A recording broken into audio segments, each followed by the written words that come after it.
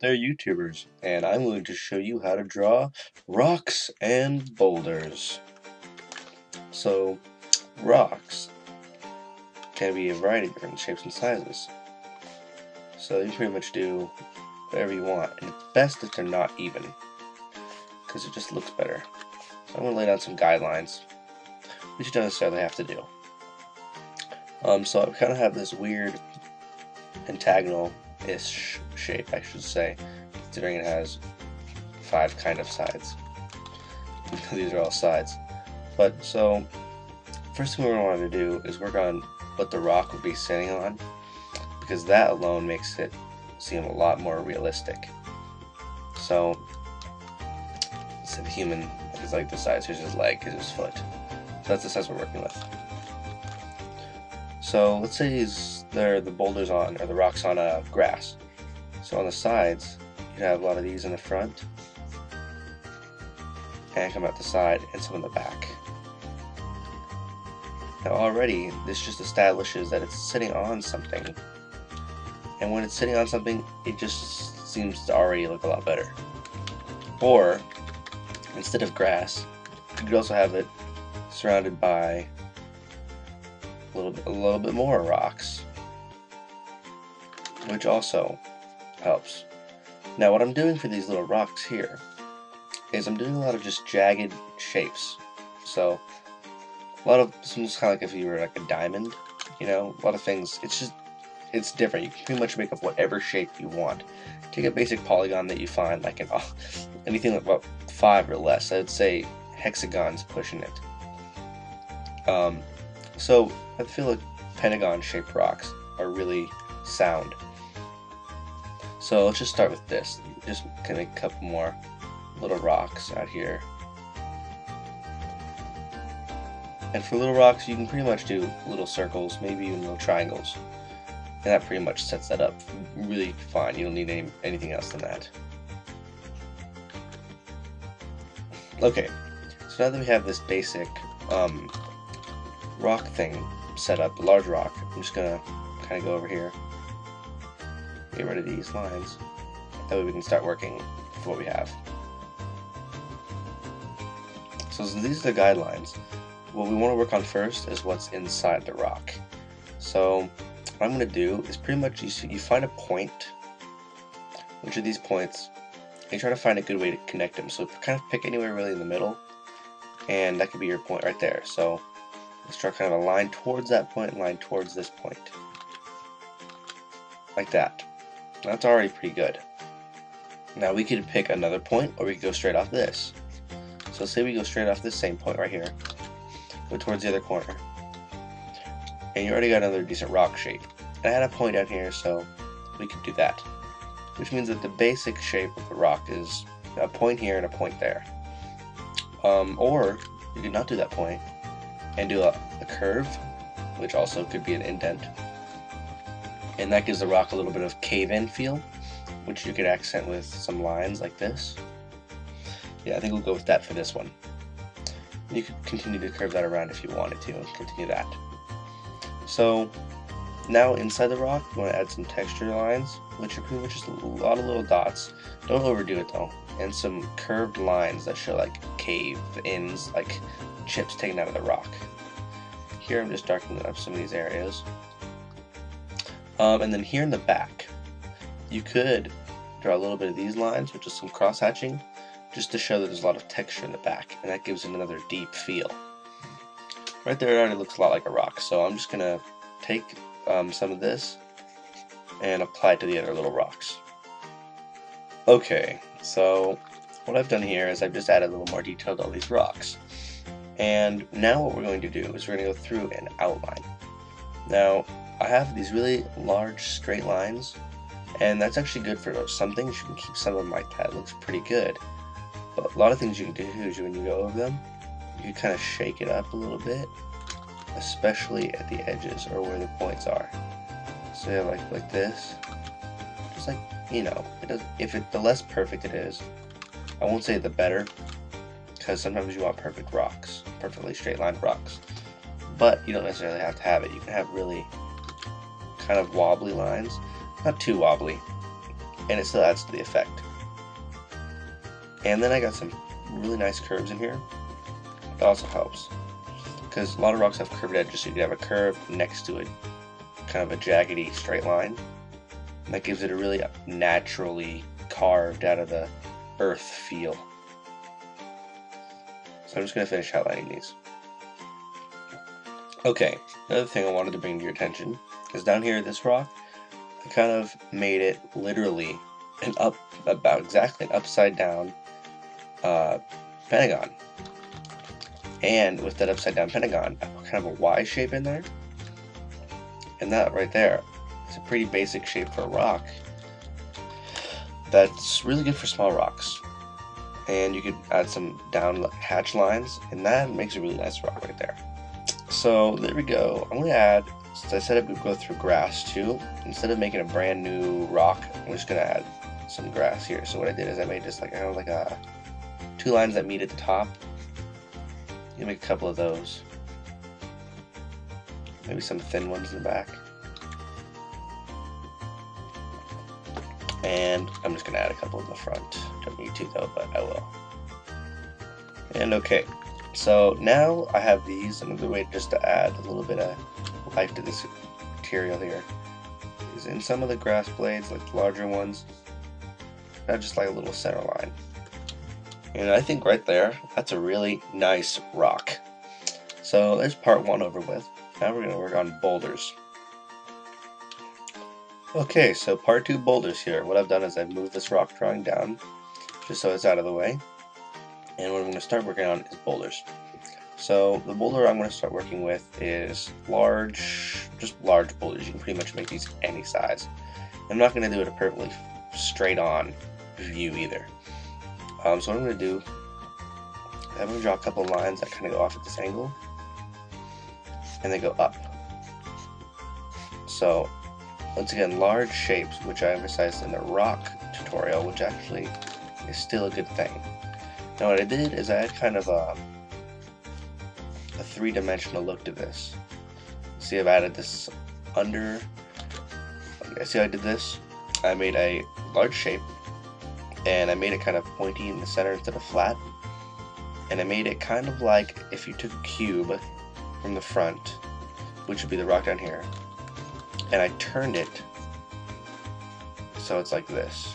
So you could see a little bit up on it and from the side, which is what I've done, which is what this represents.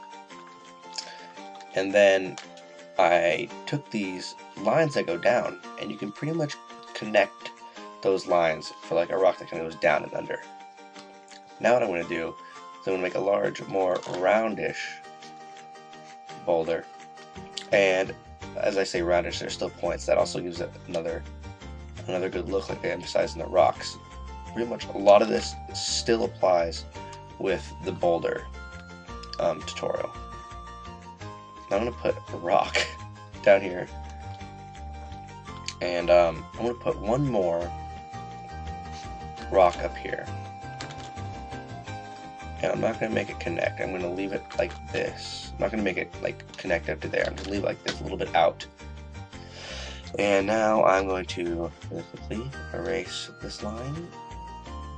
I'm going to erase some of these back behind lines and some of these excess lines on the outside here. So right now we already have a pretty good foundation for a boulder here. I'm just going to erase this. There we go. Okay, so let me zoom in here really quick. And first thing I'm going to work on is this rock, or this boulder. I even call them rocks, sometimes I call them boulders, because they're so similar, just the size that matters. I'm going to round off some of these edges. Do the same thing you did below, except you can do it even more if you want. Like you go straight and you can like have some chips taken out of it like this. Large chips rather than in the rock. You just want to have some small ones.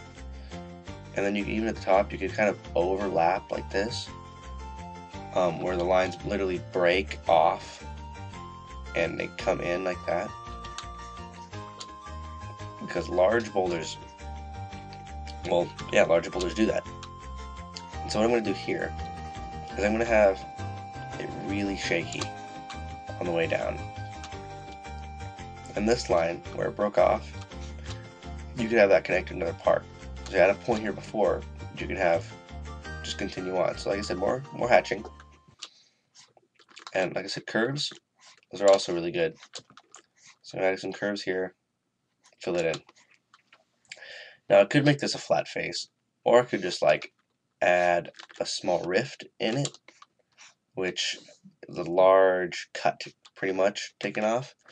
And how you do that is you, on the edge you have an indent like that, and you pretty much take two lines, one from the top, one from the bottom, and meet them in. And that right there gives it a nice rift kind of feel, like a piece that's been sliced out of the rock. And now I'm just going to go add in some more texture. Like I said, a lot of little dots and little curved lines. You could have a lot more on the boulder than you could on the rock. Another thing you can do is for these curved lines, which I did down here, you could do dots. And that adds a nice blemish feel to the rock. And right here where it's curved, you can keep those curves, just add a little hatching. And under here, I'm going to do the same thing where I did the curve. Just like this. And I'm going to add a couple of sideways marks. A couple of against the grain marks. Okay, we'll move on to here. The same thing. And then we have a large boulder. I'm just going to continue going through here and just finish inking off those lines. So right there we have a large boulder, which is kind of shaped like this. You can make it any shape, which is why I'm moving on to this next one. So what I'm going to do here is curved edges, which you don't necessarily want chipped out, but you could. So rocks are a lot like hair in the sense that you could make a mistake and it wouldn't really matter because it is a rock. And what I'm going to do now is just what I did down here where I have points. I could pick another point right here in the center, or I could just come up from any random corner, which is what I'm going to do. I'm going to come in like this. So say this is a corner over there. I'm going to kind of just indicate that general direction with the line. And that already gives the rock a three-dimensional sense. So now, I could do that. No, I won't. I was going to do this, which could be another undercurve, but I decided I don't like the way that looks. So like I said, you could do that with your rocks. You can make them look however you want. What I'm going to do here, continue to outline this. I'm going to get rid of this line. This is just my baseline like I had before. So this rock, I'm going to add some sideways hatch like this with a lot of texture. And now this is a round portion of a rock, which I want it to stay looking round. So you got a lot of these curved lines rather than these rift marks or other lines that go across the rock. So for round things, we can only want just one line, like that. And down here, I'm going to